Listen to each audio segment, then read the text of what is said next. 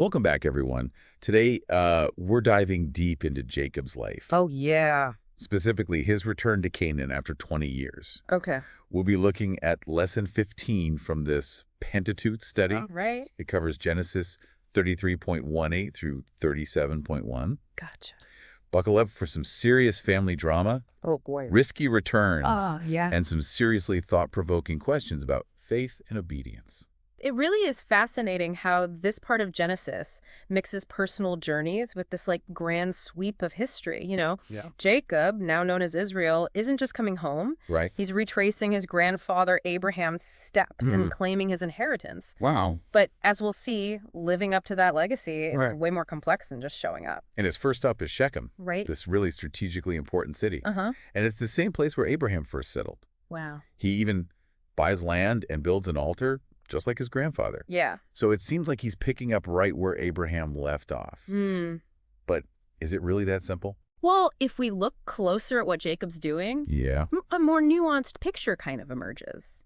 Like he buys the land for himself, Oh. not specifically for God. And remember that vow he made at Bethel years ago? Oh, yeah. He promised to return and build a house of God there Right. and give 10% of everything he had. It's like a tithe. Yeah, tithe. Yeah. It makes you wonder if settling in Shechem, even with the altar, Yeah. is really him fulfilling that promise. That's a good point. Yeah. So there's this underlying tension. Jacob is stepping into his role as heir to the promises. Right. But there's this sense of incompleteness, almost Yeah. like he's trying to find his own way Yeah. within that inheritance. Right. And it's here in Shechem that things get really complicated, Yeah. especially with his family. Yeah. This is where Dinah, Jacob's daughter, enters the story. Okay. She goes out to see the women of Shechem, Right. and she meets the ruler's son, who's also named Shechem. Oh. Now, their interaction, it's described in kind of ambiguous terms. wait. Words like seized and humbled are used. Yeah. But we also see that Shechem is captivated by Dinah. Hmm. He genuinely wants to marry her. So what are we supposed to make of this encounter? Yeah. Was it an assault, a seduction, or something in between?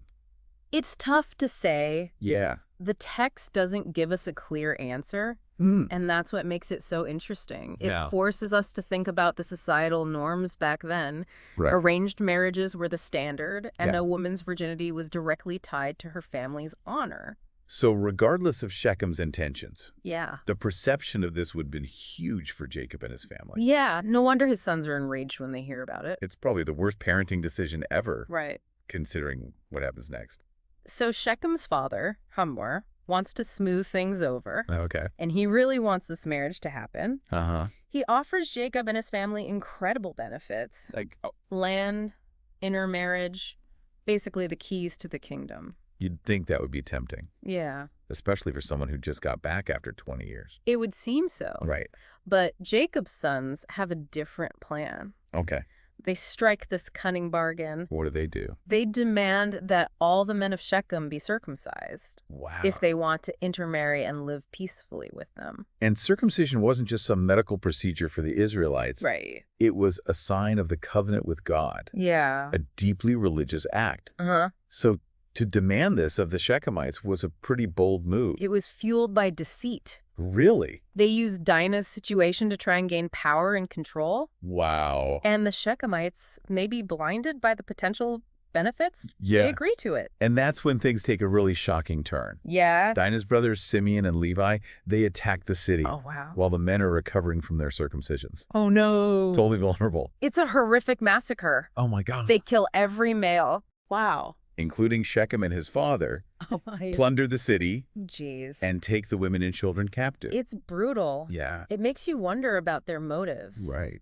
They say it's about defending family honor, Uh-huh. but it feels more like a power grab, Yeah. using Dinah for their own gain. The text itself seems to condemn it, Yeah. Jacob, even though he's more worried about the consequences for himself Right. than the ethics of it all. Yeah. He curses Simeon and Levi for their cruelty. So we're left with this bloodbath and the reality that even God's chosen people can do terrible things. It's true. And it's right then, when things seem to be spiraling, Yeah. that God steps in. He tells Jacob to leave Shechem Okay. and go back to Bethel, Hmm. the place where he first met God. Wow. It's a call to return to the source. Yeah. To purify and realign himself after everything that's happened. But before they leave Shechem, Yeah. Jacob tells his family to purify themselves. And get rid of their foreign gods. Right. And then he buries these idols under the oak tree at Shechem. Wow.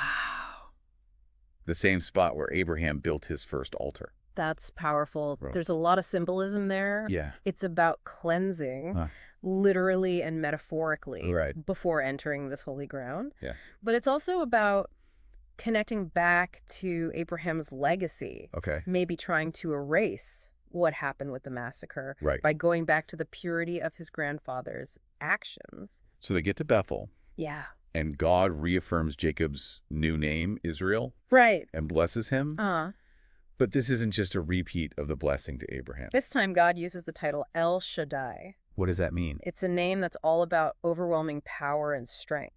Wow. It's like God's declaring that the promise made to Abraham is now being passed down to Jacob. Right. With all that it means for the future. That's huge. It's like the weight of history is on Jacob's shoulders. Yeah. But then just when things seem to be looking up, Wow. tragedy strikes. What happens? Rachel, Jacob's beloved wife, Yeah. she dies giving birth to Benjamin. Oh, no. And the place where she's buried, near Bethlehem, foreshadows how important that place will become. It's heartbreaking. Ah. You have to wonder how Jacob can handle another blow. And then just when you think it can't get worse, Reuben, Jacob's oldest son, Yeah.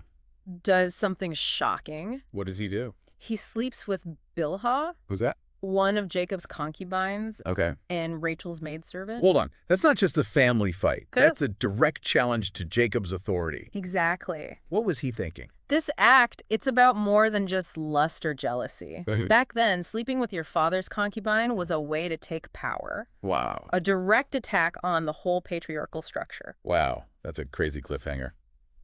And the text just cuts off right there. It does. It leaves us with so many questions. What's going to happen to Reuben? Right. How will Jacob react? Exactly. And what does this mean for his family's future and the promise they carry? Those are the questions we'll be looking at in the next part of our deep dive. Okay. We'll follow Jacob to Hebron, see another loss, and watch how he finally confronts his past as a new era begins. Can't wait. Me too. So we left off with that shocking thing about Reuben Oh, yeah. and that sudden cliffhanger in the text. It really is like the calm before the storm. Right. What happens next? Well, the story picks up with Jacob going to Hebron. Okay. That's where his father Isaac has died.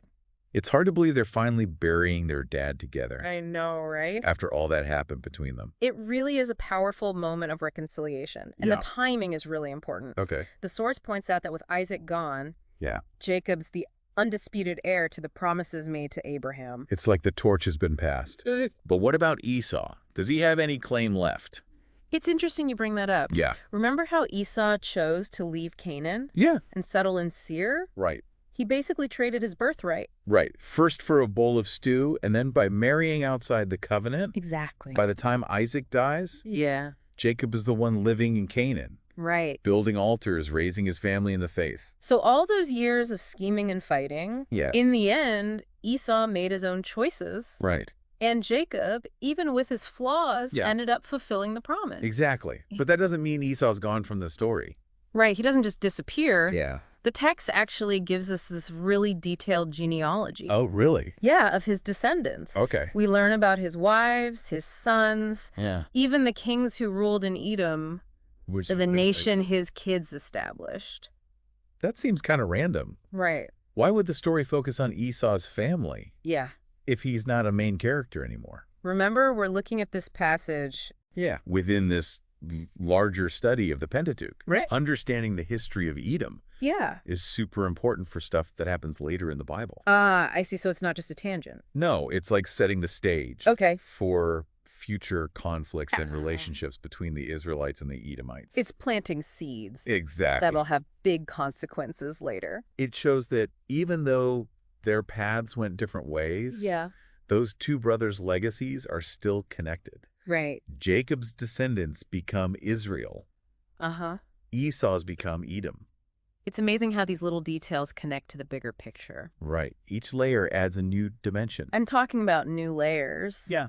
The text also talks about the Horites the people who originally lived in Seir, who Esau married into. So we're getting a glimpse of the culture in Edom. What's the point of that detail? It's important to remember. Yeah. The Horites weren't just some random group. Oh. They had their own history, their own families, their own leaders. Yeah. Their story gets mixed with Esau's and with the future of Jacob's descendants, too. It's like the story's getting bigger. Yeah. Showing us more of the world Jacob's family lives in. And that wider view is really important. Okay. Because we're about to enter a new time. Okay. We're moving away from the time of Abraham, Isaac, and Jacob. The patriarchs. Yes, exactly. Okay. And into the story of a whole nation. It feels like a turning point. It is. Are there any clues in the text about what to expect? The last verse of this section, it's really simple, but also really deep. What does it say? It says, "But Jacob settled in the land where his father had stayed, the land of Canaan." It seems basic, but it marks a big change. Like the narrator saying, okay, the stage is set, the players are in place. Now the real story starts. Exactly. We're going from the stories of individuals to the story of Israel, and that story is full of ups and downs, I bet. betrayals and blessings. Wow, part of how God's promises come true. And speaking of promises, I keep thinking about that vow Jacob made at Bethel. Right. He went back there. Yeah. But did he really do what he promised God? That's a big question the study guide asks. Right. Jacob built an altar. He purified his household. Right. But what about that house of God he was going to build? And the tithe? Yeah. The text doesn't really say. Okay. It makes us think about what true obedience really means. Makes you wonder, was it enough for Jacob to just go through the motions? Did he really get what God wanted from him? That's the big question, isn't it? Yeah. True obedience, it's not just about checking things off a list. Right. It's about understanding, really committing to living the way God wants. So it's not just building altars and making sacrifices. It's about changing inside, aligning your heart with God's. Exactly. And that makes you think, what does real obedience look like for us? Are we just following the rules? Yeah. Or are we trying to connect with God on a deeper level? Man, this deep dive has taken us on a journey. It really has. Betrayal, violence, love, loss, and those moments where God steps in. Yeah. It's been a wild ride. Jacob's story isn't over, though. I know, right? It keeps going, and his descendants will struggle with these same questions. About faithfulness, obedience, Yeah. what it means to be God's chosen people. It's like Jacob's life shows us what it means to be human. In a way, yeah. The struggles, the wins, how complicated faith can be. And as we move into the story of Israel, we'll see those same things play out. On a bigger scale. Exactly. This section of Genesis really sets the stage. It does. For understanding Israel's story. All the choices people make, family stuff, how God's involved. Yeah. They all shape what happens. It's amazing how those pieces fit together. I know, right? Jacob's life, the drama with his family, the political stuff, it all comes together. It all connects. It still means something to us today. Absolutely. Thousands of years later. So as you keep studying the Pentateuch, keep those themes in mind. Look for how personal choices and family relationships and God's presence, they all affect Israel's destiny. This has been a great deep dive. It has. So many insights, so many things to think about. That really makes you think. It's incredible how a few chapters from Genesis I know, right? can make us think about what it means to be human in our relationship with God. That's the power of these old texts. Yeah. They still speak to us today. Yeah, they do. They offer wisdom, and they make us think about the big questions. So until next time, keep thinking about those questions. Keep exploring. Keep diving deep.